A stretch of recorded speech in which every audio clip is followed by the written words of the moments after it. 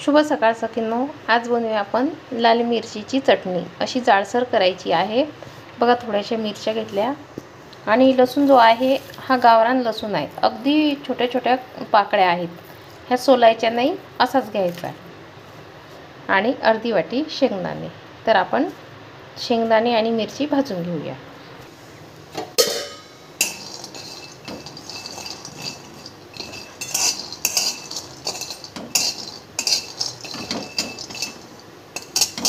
थोडेसेच भाजायचे, जास्त वेळ नाही भाजायचे।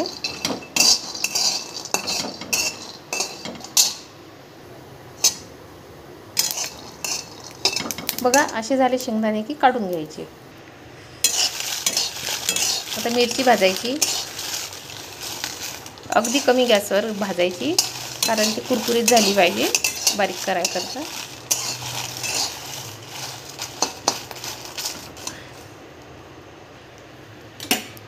मिरची भाजून झाली, आपण काढून घेऊया। लसूण कसं थोडा शिल्लक टाकला तर छान टेस्ट येते याची, कमी नाही टाकायचा। आता हे आपण थंड होऊ देऊ, नंतर बारीक करू।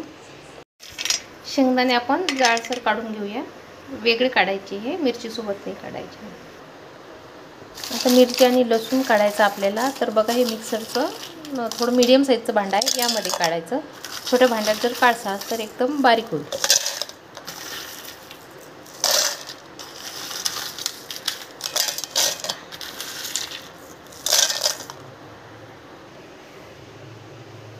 बघा, मिरची आणि लसूण असं आपण जाडसर काढून घेतलेलं आहे। तर आपण याला थोडंसं आता कढईमध्ये फ्राय करायचं। कढईमध्ये आपण आधी मिरची आणि लसूण बारीक केलेला टाकायचा आहे।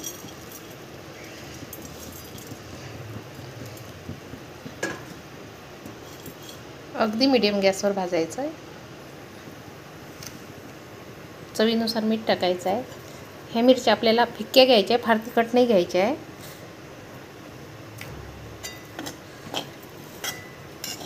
आणि अशा पद्धतीने जर तुम्ही चटणी बनवणार तर खूपच अशी टेस्टी चवदार लागणार आहे।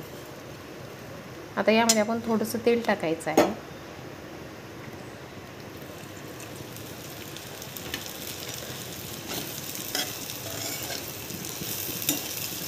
कमी गॅसवर जर आपण ही चटणी भाजली तर छान अशी कुरकुरीत होते।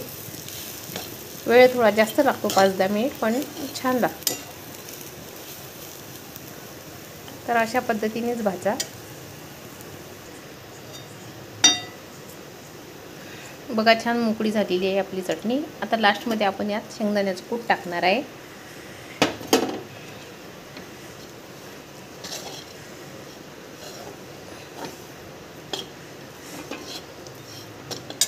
आता गॅस बंद करायचा आपल्याला लगेच,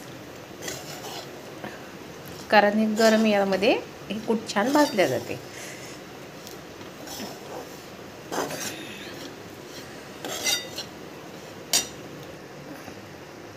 बघा, आपली चवदार चटणी तयार आहे। तुम्ही सुद्धा बनवा आणि कळवा मला कमेंटमध्ये कशी चव लागते ते।